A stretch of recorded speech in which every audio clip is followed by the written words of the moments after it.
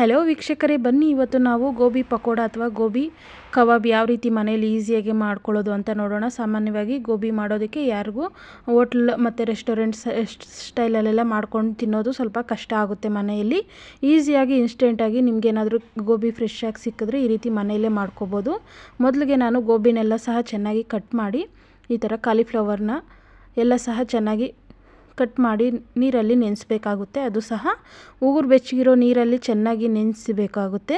ಉಪ್ಪನ್ನ ಸಹ ಸೇರಿಸಿ ಒಂದು ಅರ್ಧ ಗಂಟೆ ಇದನ್ನು ನೆನೆಸ್ಕೊಳ್ಬೇಕು. ಇದರಲ್ಲಿರೋ ಏನಾದರೂ ಸಣ್ಣ ಪುಟ್ಟ ಕೀಟಕಗಳೆಲ್ಲ ಇದ್ದರೆ ಸಹ ಅವೆಲ್ಲನೂ ಸಹ ಆಚೆ ಬರುತ್ತೆ. ಮತ್ತು ನಮಗೆ ಈ ರೀತಿ ಒಂದು 2-3 ಸರಿ ನೀರನ್ನ ಬದಲಾಯಿಸಿ ತೊಳ್ಕೊಂಡು ನಂತರ ಉಪ್ಪನ್ನ ಸೇರಿಸಿ ನಾವು ನೆನೆಸಿಡಬೇಕಾಗುತ್ತೆ. ಈಗ ಒಂದು ಪಾತ್ರೆಯನ್ನು ತಗೊಂಡು ಅದಕ್ಕೆ ಬೇಕಾಗಿರೋ ಪದಾರ್ಥಗಳನ್ನ ಸೇರಿಸ್ಕೊಳ್ಳೋಣ.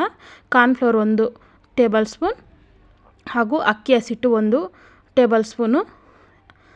ನಂತರ ಇದಕ್ಕೆ ಮೈದಾನೂ ಸಹ 1 ಟೇಬಲ್ ಸ್ಪೂನಷ್ಟು ತಗೊಳ್ತಾ ಇದ್ದೀನಿ. ಒಂದು ಸ್ಪೂನಷ್ಟು ಅಚ್ಚ ಖಾರದ ಪುಡಿ. ಇವೆಲ್ಲ ಸಹ ನೀವು ಸ್ಟೆಪ್ ಬೈ ಸ್ಟೆಪ್ ನೋಡಿಕೊಂಡ್ರೆ ಈಸಿಯಾಗಿ ಮಾಡ್ಕೊಬೋದು. ತುಂಬ ಕ್ರಿಸ್ಪಿಯಾಗೂ ಇರುತ್ತೆ, ಟೇಸ್ಟು ಸಹ ತುಂಬ ಚೆನ್ನಾಗಿರುತ್ತೆ. ರುಚಿಗೆ ತಕ್ಕಷ್ಟು ಉಪ್ಪನ್ನ ಸಹ ಈಗಲೇ ಸೇರಿಸ್ಕೋಬೇಕು ನಾವು, ನಂತರ ಸೇರಿಸಬಾರ್ದು. ಈ ರೀತಿ ಈಗ ಇದಕ್ಕೆ ಶುಂಠಿ ಬೆಳ್ಳುಳ್ಳಿ ಪೇಸ್ಟ್ ಫ್ರೆಶ್ ಆಗಿರೋದು ಮನೆಯಲ್ಲೇ ಮಾಡಿಕೊಂಡ್ರೆ ತುಂಬ ಚೆನ್ನಾಗಿರುತ್ತೆ ರುಚಿ ಅನ್ನೋದು.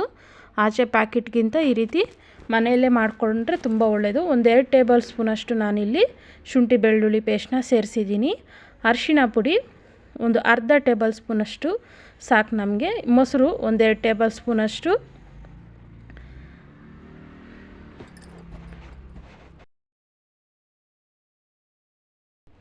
ಹಾಗೂ ಅರಿಶಿನ ಪುಡಿ ಅರ್ಧ ಟೇಬಲ್ ಸ್ಪೂನ್ ಹಾಗೂ ಗರಂ ಮಸಾಲೆ ಸಹ ಒಂದು ಅರ್ಧ ಟೇಬಲ್ ಸ್ಪೂನಷ್ಟು ಸೇರಿಸ್ತಾ ಇದ್ದೀನಿ. ಇದಕ್ಕೆ ಧನಿಯಾ ಪುಡಿ 1/4 ಟೇಬಲ್ ಸ್ಪೂನಷ್ಟು ಧನಿಯಾ ಪುಡಿ. ಈಗ ಇದೆಲ್ಲ ಸಹ ಚೆನ್ನಾಗಿ ಮಿಕ್ಸ್ ಮಾಡ್ಕೋಬೇಕು.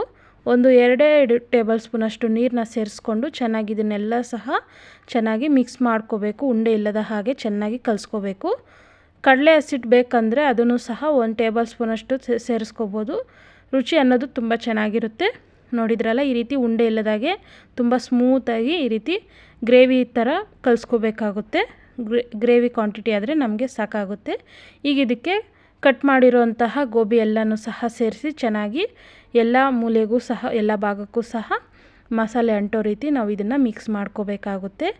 ಈ ರೀತಿ ಎಲ್ಲನೂ ಸಹ ಚೆನ್ನಾಗಿ ಒಂದು 5 ನಿಮಿಷ ಚೆನ್ನಾಗಿ ಕಲಿಸ್ಬೇಕಾಗುತ್ತೆ. ಇದನ್ನು ಕೈಯಲ್ಲೇ ಕಲಿಸಿದ್ರೆ ತುಂಬ ಒಳ್ಳೆಯದು.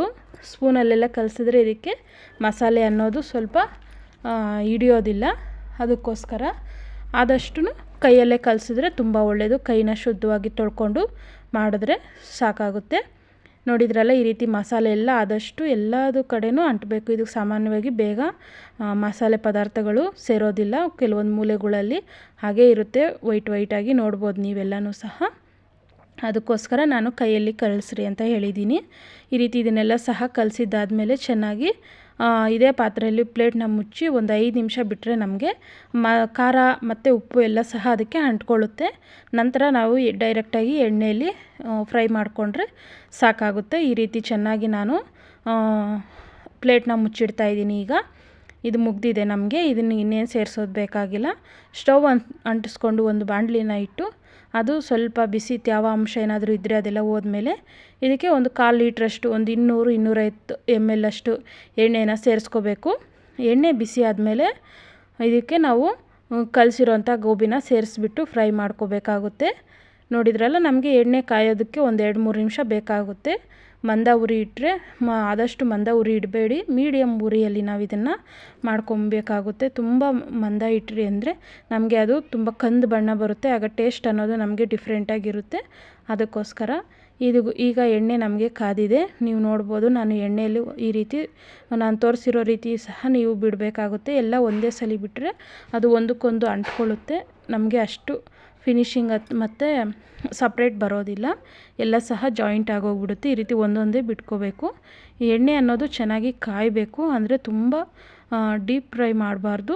ಆದಷ್ಟು ನೋಡಿಕೊಂಡು ಸ್ವಲ್ಪ ಇದು ಮಾಡ್ಕೋಬೇಕು. ನಿಮಗೇನೋ ಕಲರ್ಫುಲ್ಲಾಗಿರಬೇಕು ಅನ್ನೋರು ಸ್ವಲ್ಪ ಕಲರ್ ಸಹ ಸೇರಿಸ್ಕೊಬೋದು. ಫುಡ್ ಕಲರ್ ರೆಡ್ಡು ಅಥವಾ ಆರೆಂಜು ಸೇರಿಸ್ಕೋಬೋದು. ನಾನು ಯಾವುದೇ ಇಲ್ಲಿ ಕೆಮಿಕಲ್ನ ಸೇರಿಸಿಲ್ಲ. ಅದಕ್ಕೋಸ್ಕರ ನಿಮಗೆ ಈ ರೀತಿ ಸ್ವಲ್ಪ ಕಲರ್ ಅನ್ನೋದು ಆದಷ್ಟು ಎದ್ದು ಕಾಣಿಸ್ತಾ ಇಲ್ಲ. ಹೋಟೆಲ್ ಮತ್ತು ರೆಸ್ಟೋರೆಂಟಲ್ಲೆಲ್ಲ ನೀವು ತಿಂದಿರ್ತೀರಲ್ಲ ಆ ರೀತಿ ಕಲರ್ ಕಾಣಿಸ್ತಾ ಇಲ್ಲ. ನಾನು ಆದಷ್ಟು ಕಲರ್ ಕಮ್ಮಿ ಹಾಕಿದ್ದೀನಿ. ಈಗ ನೋಡ್ಬೋದು ಇದೆಲ್ಲ ಸಹ ಚೆನ್ನಾಗಿ ಫ್ರೈ ಆಗಿದೆ. ನಾವು ಇದನ್ನು ಸಪ್ರೇಟಾಗಿ ಒಂದು ಪ್ಲೇಟಲ್ಲಿ ತೆಗೆದಿಟ್ಕೊಂಡ್ರೆ ಸಾಕಾಗುತ್ತೆ. ಇದಕ್ಕಿನ್ನೇನು ಬೇಕಾಗಲ್ಲ ಎಕ್ಸ್ಟ್ರಾ.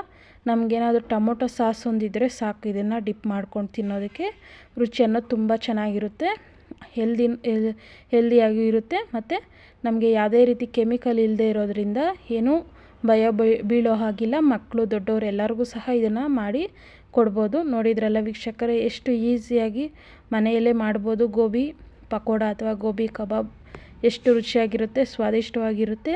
ನಿಮಗೂ ಸಹ ಈ ರುಚಿ ಇಷ್ಟ ಆಗಿದ್ದರೆ ದಯವಿಟ್ಟು ಲೈಕ್ ಮಾಡಿ, ಶೇರ್ ಮಾಡಿ, ಕಾಮೆಂಟ್ ಮಾಡಿ. ಆದರೆ ತಪ್ಪದೆ ಸಬ್ಸ್ಕ್ರೈಬ್ ಮಾಡ್ಕೊಳ್ಳಿ, ನಮ್ಮ ಹೊಸ ಚಾನಲ್ನ ಸಪೋರ್ಟ್ ಮಾಡಿ ಅಂತ ಕೇಳ್ತಾ, ಮತ್ತೊಂದು ರುಚಿಕರ ಅಡುಗೆಯೊಂದಿಗೆ ನಾನು ನಿಮ್ಮನ್ನು ಮತ್ತೊಮ್ಮೆ ಭೇಟಿ ಮಾಡ್ತೀನಿ. ಅಲ್ಲಿವರೆಗೂ ಸಹ ನಿಮ್ಮೆಲ್ಲರಿಗೂ ತುಂಬು ಹೃದಯದ ಧನ್ಯವಾದಗಳು.